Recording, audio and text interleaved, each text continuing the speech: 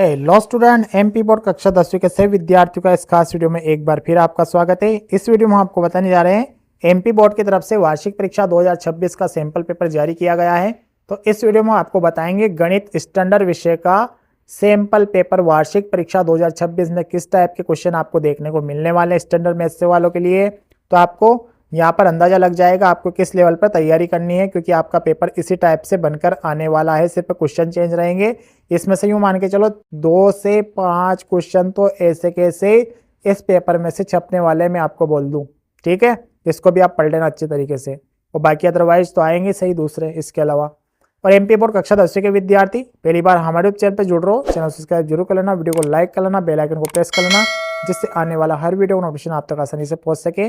क्योंकि MP board से संबंधित सब प्रकार की जानकारी हमारे चैनल पर से प्रोवाइड की जाती है।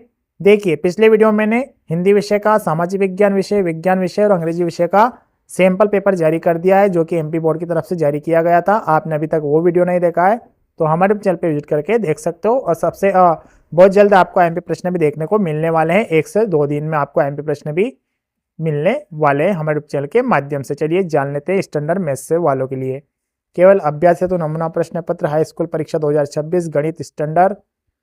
ठीक है, टोटल क्वेश्चन रहेंगे आपके 23, टोटल मैक्सिमम मार्क्स आपका 75 नंबर का पेपर रहने वाला है। सबसे पहले सही विकल्प आएंगे आपके 6 नंबर के, देखते चलिए। ठीक है, सही विकल्प हो गए 6 नंबर के, इसको भी आप थोड़े बहुत पढ़ लेना। वैसे आपको ऑब्जेक्टिव की क्लास में लाने वाला हूँ, जो कि ऐसे कैसे ऑब्जेक्टिव आपके पेपर में देखने को मिलने वाले हैं। चलिए, रिक्त स्थान 6 नंबर के रिक्त स्थान रहने वाले हैं। उसके बाद बात कर लेते हैं सत्य असत्य, 6 नंबर के सत्य असत्य। तो स्टैंडर्ड मैथ्स वालों अच्छा लेवल रहने वाला है मैथ्स का आपका। ठीक है, सही जोड़ी।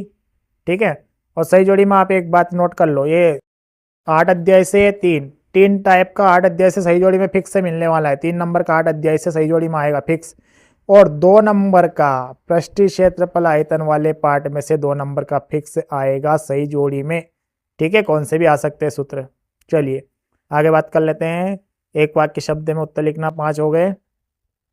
प्रश्न का लेवल, ठीक है, प्रश्न नंबर 6 पर एक अध्याय से आपको देखो पता चल जाएगा, एक अध्याय से 2 नंबर का बन रहा है आपका। छठा प्रश्न ऐसा कैसे रहने वाला है, 5 अध्याय एपी वाला में से 2 नंबर का प्रश्न बन रहा है आपका। उसके बाद अध्याय 2 से 8वां जो प्रश्न है अध्याय 2 से बन रहा है 2 नंबर का। ठीक है, आपको ब्लूप्रिंट का भी अंदाजा लग जाएगा।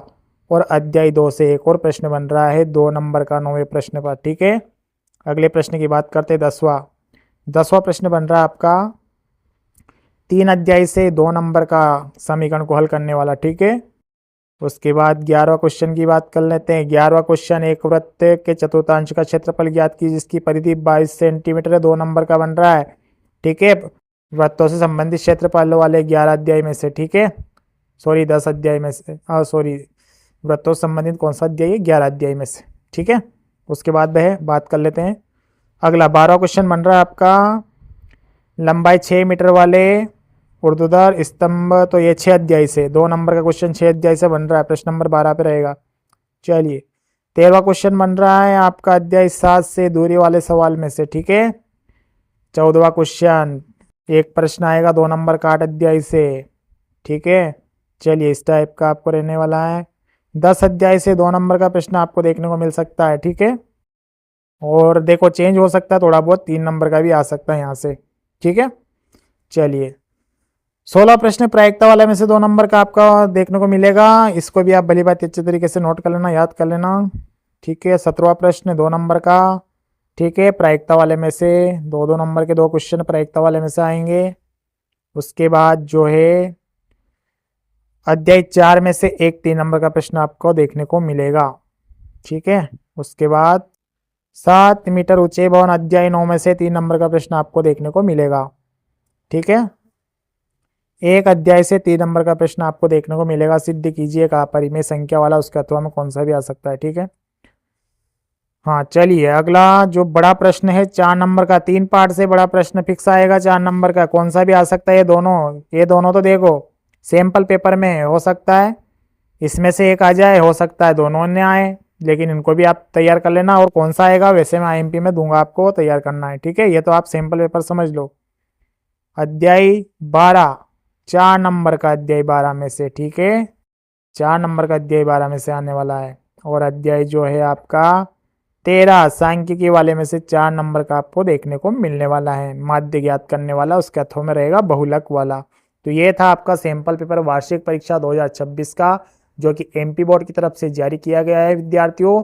मिलेंगे अगले वीडियो में नए टॉपिक के साथ, तब तक के लिए सभी विद्यार्थियों को नमस्कार, जय हिंद, वंदे मातरम।